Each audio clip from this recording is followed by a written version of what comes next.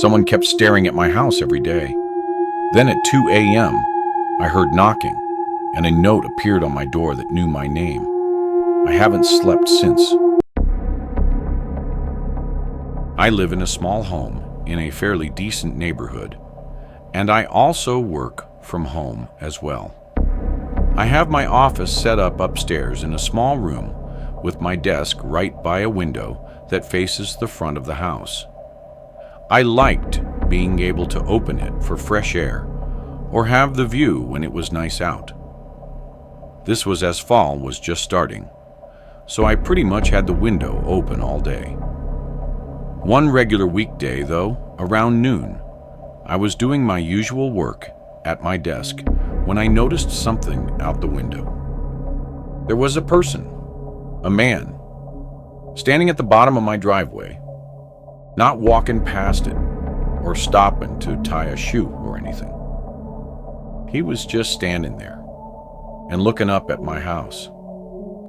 I couldn't tell if he could see me in the window or not, but after only a few seconds of me looking at him, he walked away. I thought it was really strange, but that was about it. What else was I supposed to think or do? I continued with work.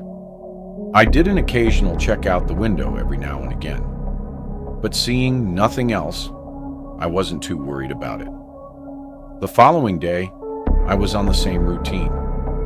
I got to work and was pretty busy the whole day. I had a lot of video calls with my coworkers. During one of these calls, I spaced out and happened to glance out the window again. That man was there, standing in the same spot at the end of the driveway and looking up at the house just like he was before. Something about this time was 10 times more creepy and eerie. Why the hell was he back here? I must have stared off at him for a while because one of my coworkers noticed I looked worried and asked if everything was okay. I said yeah, and tried to refocus on the meeting. I kept looking back though. He was standing there for a minute. Then I looked back again, and he was gone. The rest of my workday felt a drag on. I couldn't stop thinking about this random guy looking up at my house. It was just so odd. When I got out of work, I went outside and walked around my driveway looking for any reason for them to be looking up at my house like that. Everything looked normal. However, I did notice that the window of my office was visible and clear from where the man was standing, which means he could likely see me looking at him. I went back inside and made dinner. I had a call with my brother that night, and I mentioned it. He agreed it was odd, but said it was likely nothing. After getting off the phone, I sat down and watched TV, hoping to get my mind off of it. A couple hours passed. It was maybe 9 p.m. I had the show turned down because I was getting tired, but with the low volume, I was able to hear what I thought were footsteps outside my house. I jolted up from the couch and stared at the front door. The footsteps walked up, only stopping for a brief second, then walked away. I hurried over to the door and looked out the peephole. I could only faintly see a figure walking down to the road. Once they were gone, I opened the door. Immediately, I noticed a note taped to the back. It was short. It just said, "Pat, answer the door." I was not only confused, but horrified. How did they know my name? And what was the note even supposed to mean?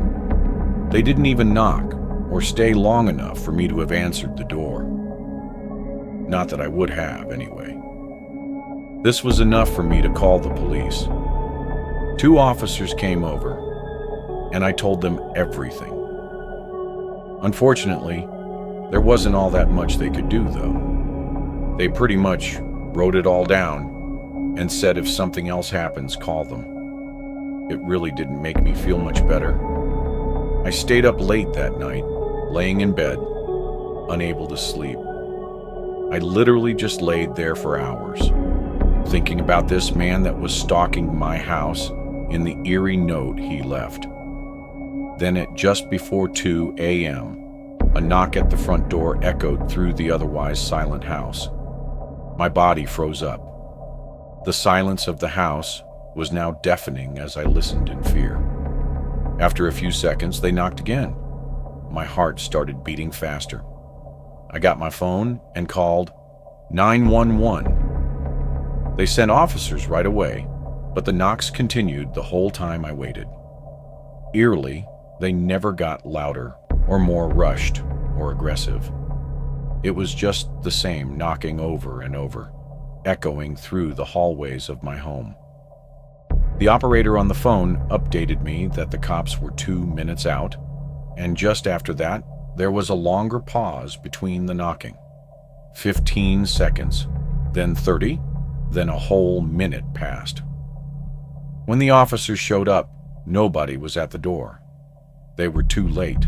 Again, I told them what happened, and they seemed to take it a little bit more seriously this time, but it still wasn't enough for them to do anything about it. They said they would have an officer patrol around here for the next couple weeks. Those weeks came and went, and the man never came back up to my door or to the end of the driveway, at least from what I know. It's been months later now, and still nothing else. It still scares the hell out of me, though. The thought of the creepy note telling me to answer the door and then there being knocking at 2 a.m. is just terrifying. Then there's also the thought of them coming back, lingering in my head. I don't know what they wanted, who they were, or if they're truly gone for good. But first, did you know that 98% of people who watch my videos aren't subscribed? That means you. And yes, I am speaking specifically to you. Probably aren't. So now would be a great time to leave a like on the video and subscribe. Anyhow, this was when I was a freshman in high school. The town I lived in was small, and I guess you could say pretty old-fashioned compared to places nowadays. It was very woodsy all around, and the buildings and houses weren't so compacted together. My home was out in the woods. My parents had a decent amount of land, and my dad had built the place with his dad. Anyway, it didn't have a real road or a driveway. It was more of a dirt trail, so the school buses didn't have a stop at our place. I'd either have to walk a mile to my friend's house to get picked up, or just walk the extra distance straight to school. Usually, I just walk all the way to school. This was a typical day, as far as I could tell. I was walking down the trail from my home, enjoying the calm morning sounds of the woods, when I spotted a car up ahead. It wasn't my parents' car, or anyone else's that I knew, and it was just parked right on the trail. This trail only led to and from the house, so someone being on here was unusual. I don't know if I'd ever seen a random car here at all before this. I felt kind of uncomfortable having to pass it. There was a woman inside. She looked 35 or 40, with dark circles under her eyes and shaggy black hair. She glanced at me, but I just looked down. I could feel her eyes on me as I walked past, though. I picked up the pace and got to school at the dinner table that night. I mentioned it to my parents, asking who it was and why they were there. Both of them looked worried and confused. They told me the woman must have just gotten lost, and I shouldn't worry about it, but I could see the worry in their eyes. They dropped me off at school for the next week, which was odd because they both started work early, like 6 a.m. So they must have called in late for the entire week just to drop me off. Honestly, I thought that it was an overreaction, as I felt I was old enough to handle myself, but I knew my parents were just being safe. On Monday morning of the following week, I packed up my book bag and started walking. During the last week that I'd been dropped off, we never saw the woman or the car, so I really wasn't worried at all anymore. However, this time, when I got to that same spot in the woods, she was there again, sitting in her car, watching me. I had a mini heart attack. This was too much to be a coincidence.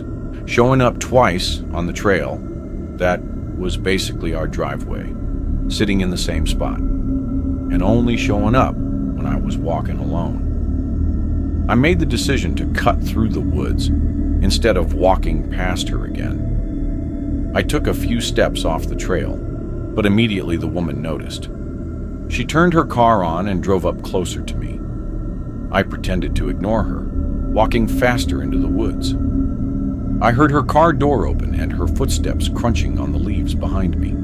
But then she called out my name, like my full name, in this eerily calm and loving voice. I turned my head and looked at her. She had this dead stare and blank, expressionless face. Her eyes were tired and heavy, and she had this sickly look. I sprinted away, and after losing sight of her, I circled back through the woods to my house, where I called my parents. They called the police and came home right away. What I didn't expect was my parents to know exactly who the woman was. It was my dad's ex-wife from almost 2 decades ago. Apparently she'd had mental health issues for a while and would have these horrifying episodes where she'd get obsessed with something and do disturbing things. The day I told them I saw her, my parents reported it to the police, knowing it had to be her. Police failed to do anything about it, though, only checking up on her and saying she seemed normal. For that whole week, though, she had been stalking our house, knowing that every time my parents left for work early, it meant I would be walking alone to school. My parents never told me what happened to her after this, or what she was trying to do to me, or why she was doing any of it. Hopefully, nothing like that happens again. This was in 2019. I worked at a grocery store, usually closing shifts, and I lived alone in a small, 1-bedroom apartment. We had a lot of regulars at our store, customers that would come in all the time, and usually around the same time as well. One of these customers was a guy that came in right before closing a couple times a week. Nobody knew his name, but everybody knew of him, because nobody liked customers that came in 10 minutes before the store closed. Usually, being the only cashier, I'd be the one interacting with him. He was always a bit strange. He didn't talk much, and always had a tired look on his face. This night, he came in as he always did, right before closing, grabbing a couple things and coming up to the register. I scanned everything. He paid, and he left. We didn't exchange any words aside from a simple greeting. 10 minutes later, I closed down the register and spent a few minutes cleaning up, clocking out, and leaving at 10:15. As I walked out to my car, I noticed the man was still in the parking lot. He was standing awkwardly outside of his car, with his hands at his side, just looking at the store. I got in my car and went home. I didn't have work the following day, so I stayed up a bit later than usual. I didn't get into bed until probably 1 a.m. Only moments after getting under the covers, though. A bright light glared into my bedroom through one of the windows. I thought it was a neighbor pulling in, so I didn't really care about it. After a second, the light shut off, which unconsciously confirmed to me that it was just headlights. I fell asleep only a couple minutes later. I woke up in the night to what I thought was my phone ringing. The way I woke up, half asleep and in the middle of a dream. It was hard to tell what was real and what wasn't. I rubbed my eyes and tapped my phone on the nightstand. It was blank. No messages or phone calls came in. I wasn't sure what to think. I was going to just ignore it and go back to sleep, as I wasn't even fully awake yet to begin with. But the slightest thing caught my eye as I rolled back over. The bedroom door was barely cracked open, not even enough to let any light in or anything. It was just uneven with the door frame, not latched shut. I always closed the door to my room, so seeing it not fully shut immediately woke me up. I got out of bed and walked over, pushing it closed to see if maybe it was stuck for some reason. It smoothly latched into the door frame, just like it always did, so there was no way I'd mistakenly left it open. I felt my body get shaky. My heart was pounding, but even with everything pointing otherwise, I still tried to convince myself that this was somehow nothing. I tried to think of any possible way that this was something to not worry about, but my mind thought back to the light I saw before falling asleep. I walked over to the window and peeked through the blinds. There was a car parked in my driveway. I could only see the back half of it, but I instantly felt a rush of panic. Who was at my house? And was someone inside with me? I hurried over to the door again and flicked on the lights. I stood there by the door, panicking and thinking, realizing I should call 911 just to be safe. I looked at the nightstand that my phone was on, and just before I started to walk over there, I saw an eye looking back at me from a crack in the closet. My body shook, and I let out a gasp, then spun around and sprinted out of my house. By the time I found a neighbor that would answer their door and call the police for me, at least 15 minutes had gone by already. The car in my driveway was still there when officers showed up, but the man was gone. It didn't take long for them to use the car to track him down, though, and I felt nauseous when it turned out to be the man from the grocery store. His reasonings for everything didn't make any sense, but it was clear he'd had his eye on me for a while now, and he was not mentally well. I think the only reason I'd woken up that night was because the man's phone rang while he was hiding, and he silenced it just as I woke up. If not for that, I don't know what would have happened to me, or if I'd even be here right now. If you enjoyed this video, don't forget to hit the like button and subscribe to the channel for more amazing video. Turn on the notification bell so you don't miss any updates. All right, that's it for today. Take care, and I'll see you in the next one.